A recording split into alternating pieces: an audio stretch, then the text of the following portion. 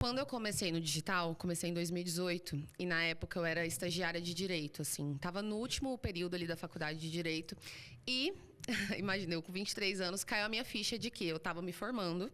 Passei os 5 anos da faculdade estudando para provas, então, fazendo o mínimo, mais ou menos isso. E eu percebi que eu não tinha aprendido nada na faculdade que me fizesse ganhar dinheiro. Então, assim, me foquei muito em passar na OAB, em estudar para provas, fazia um estágio, mas até mesmo as minhas companhias que estavam ali dentro daquele ambiente, elas não me impulsionavam a nada, a ser uma profissional boa. Eu não tinha nenhum parente da área do direito, então estava basicamente começando do zero.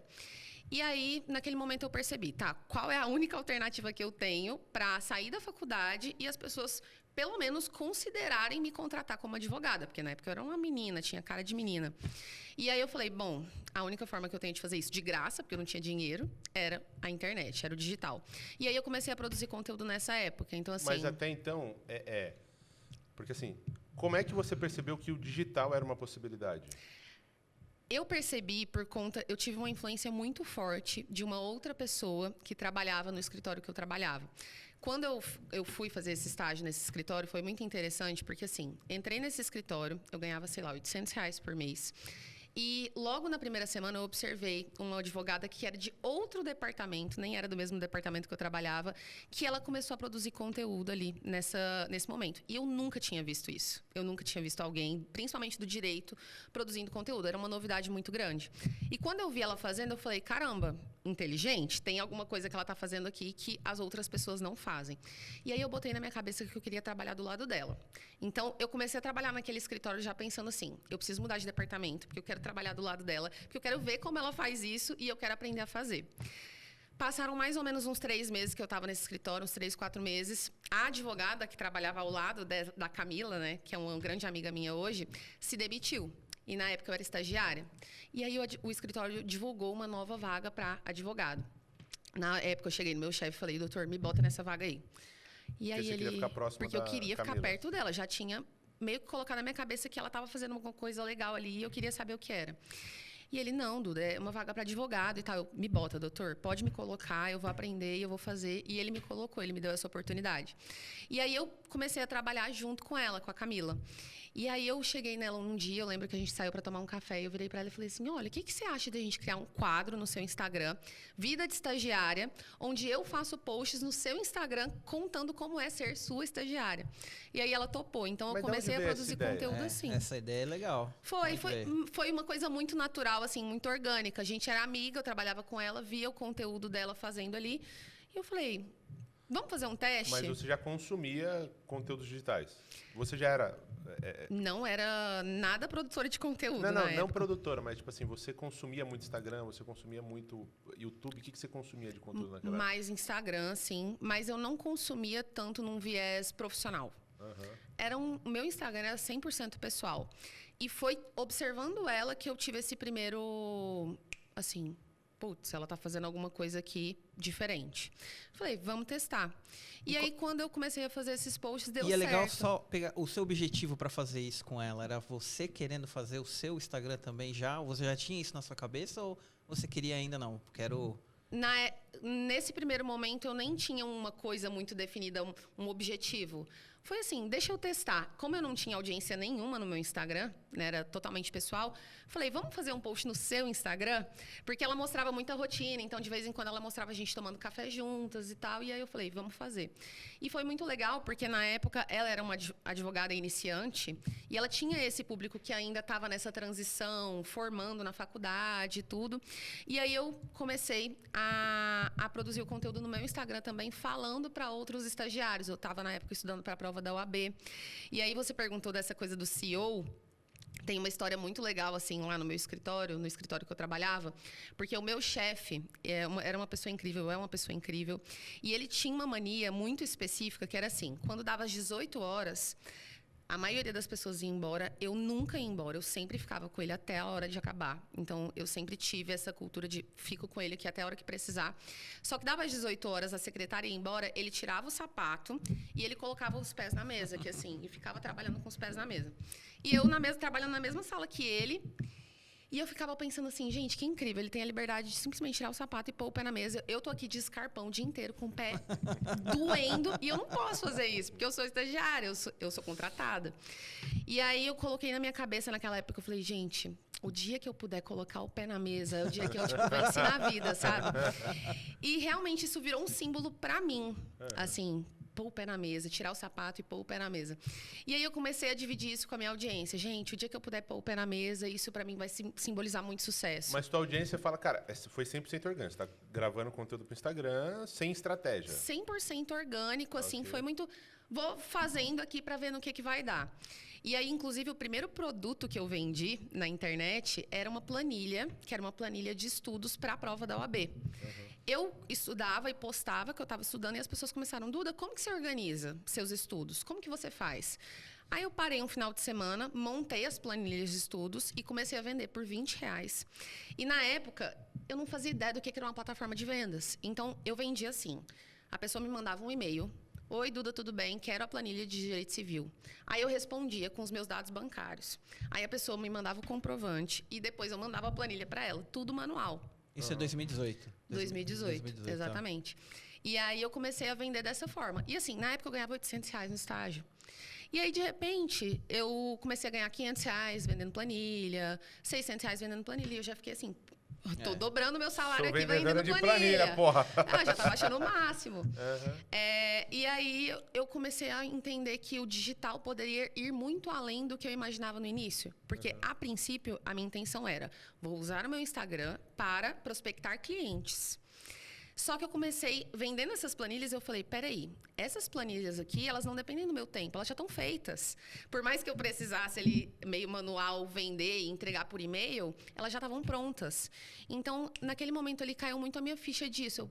Caramba, eu posso vender várias vezes a mesma coisa e não necessariamente só prospectar clientes.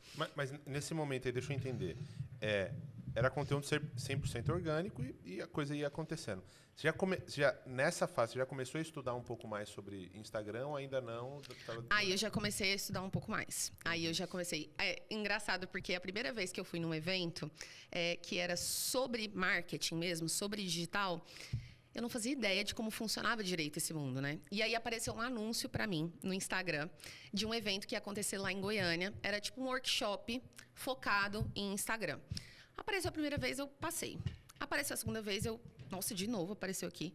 Aí apareceu a terceira vez, gente, deve ser um sinal de Deus. Era anúncio. Hoje eu sei, né, como que funciona. É o poder do gente, remarketing. O sinal de Deus é forte. É Deus falando comigo. Não, se aparecer mais uma vez, eu vou.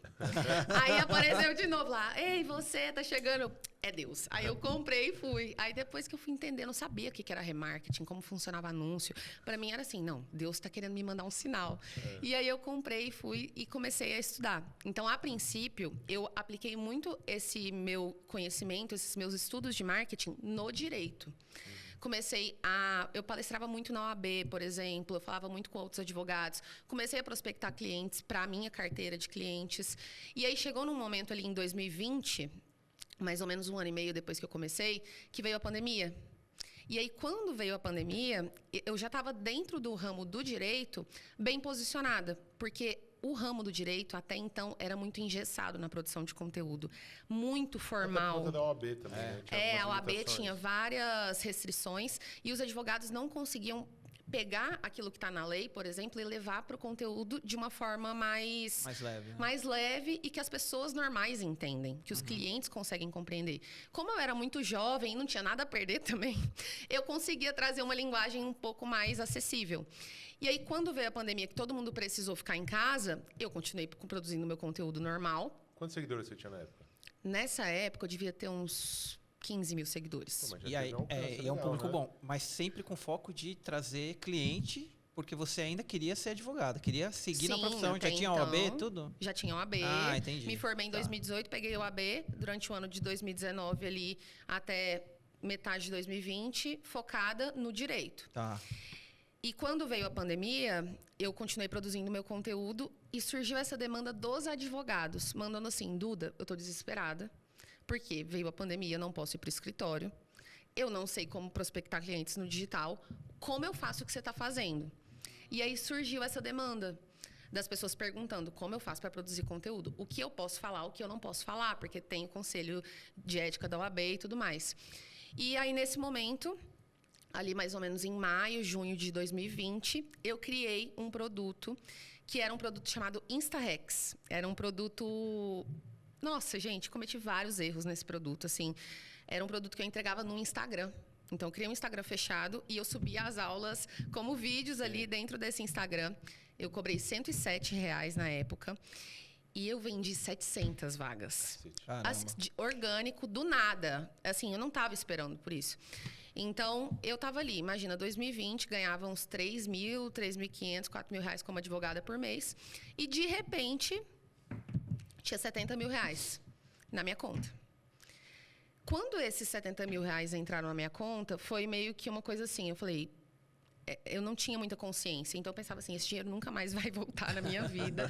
Eu dei muita sorte, eu pensava assim, dei muita sorte que eu era a pessoa certa, no lugar certo. Naquele momento a gente não sabia até onde ia a pandemia, então a gente não sabia direito como ia ser. E eu falei, eu tenho que guardar esse dinheiro, porque esse dinheiro vai ser minha aposentadoria e continuar advogando. Continua advogando aqui, guarda esse dinheiro. E aí eu fui, guardei esse dinheiro, não gastei nenhum centavo e continuei advogando normalmente. Só que aí a pandemia foi se estendendo, aquele assunto foi tomando ainda mais proporção. As pessoas perceberam que realmente precisariam do digital mesmo quando a pandemia acabasse. E aí eu resolvi profissionalizar. Então, mais ou menos uns 3 meses depois, eu lancei um segundo curso, daí já numa plataforma, utilizando uma plataforma. E aí, desde então, eu não parei mais. No final de 2020, eu me demiti do escritório que eu trabalhava. Resolvi focar 100% no digital e aí que a comunidade surgiu. Mas até então, você estava focada, essa audiência que você desenvolveu era focada para advogados. Sim. E você estava vendendo coisas para advogados. Assim, no meu primeiro curso, nesse curso do InstaRex, ele não era necessariamente para advogados. Eu fiz de uma forma mais ampla, mas 95% das pessoas que compraram eram advogadas. E quando começou a mudar essa audiência? Foi um processo muito lento. Foi um processo lento, assim, porque... Duda. Não tem nada, não é lento, não tem nada de lento. Olha só, eu Tinha demorei 15 um mil. ano e meio para fazer minha primeira venda na internet. Você tem noção disso? Eu entrei em 2014. Abril de 2015 eu fiz minha primeira venda na internet. Não foi um processo, não é lento, mas é que eu não foi assim, eu não fiz assim, do dia pra noite eu falei, vou mudar meu nicho e é isso. Eu fiz isso de uma forma meio que orgânica mesmo. Então, como eu continuei trabalhando no escritório até o final de 2020, eu até falava, eu sou 2 Dudas, é como se eu tivesse 2 personalidades. De dia eu tô aqui no escritório, de noite eu tô trabalhando na minha parte de marketing. E eu mostrava essa carreira dupla. Inclusive, hoje, uma das coisas que mais me conecta com a minha audiência são as pessoas que querem fazer transição de carreira. Porque eu fiz isso e eu mostrei muito desse processo. Então, eu mostrei a transição de carreira, fui mostrando. Aí eu lembro que eu abria caixinhas de perguntas, tinham, sei lá, 30 perguntas. 28 de direito, 2 de marketing. E aí eu focava em responder as 2 de marketing, porque eu queria mostrar para as pessoas que eu queria falar mais sobre esse assunto. E aí um dos principais sinais para mim de que eu estava conseguindo mudar foi quando eu comecei a ver as pessoas grandes do marketing me seguindo. Porque aí eu via, caramba, fulana me seguiu, então comecei a... Quem foi a primeira pessoa grande que você viu que te seguiu? Nossa... Ou que você lembra? A primeira que você lembra? Eu lembro muito da época quando o Paulo Cuenca me seguiu, assim. Eu lembro que foi uma coisa marcante. Caramba, o Paulo Cuenca me seguiu. E aí eu falei, pô, tô fazendo alguma coisa que tá chamando a atenção do mercado de marketing, já não só do direito. Então eu observava muito isso, sabe? As pessoas que até então eram minhas referências, que eu acompanhava, começaram a me seguir também e a me referenciar.